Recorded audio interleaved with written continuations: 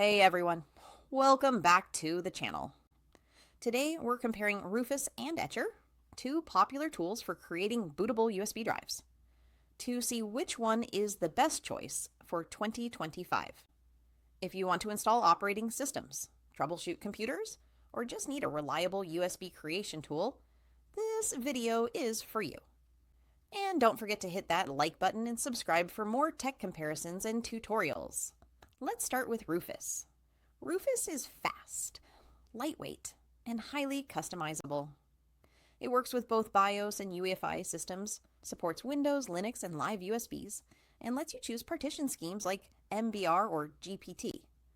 Advanced users can tweak formatting options, file systems, and cluster sizes for precise control.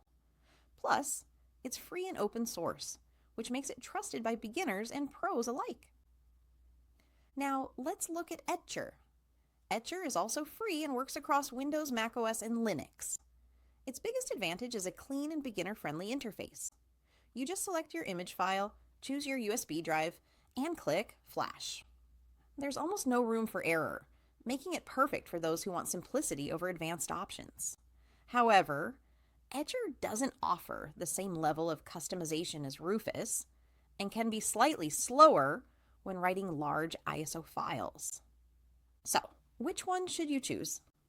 If you're a Windows user looking for speed, flexibility, and full control, Rufus is the clear winner. It's perfect for creating bootable drives for multiple operating systems, troubleshooting, and advanced setups. If you value simplicity and cross-platform compatibility, Etcher is a solid choice, especially for beginners or casual users who just need a quick bootable USB. In short, Rufus excels in speed, control, and advanced features, while Etcher shines with simplicity and ease of use.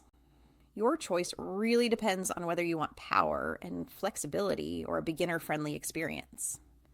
If you found this video helpful, give it a thumbs up, share it with friends who might need a bootable USB tool, and subscribe for more tech comparisons and tutorials. Thanks for watching, and I'll see you in the next one.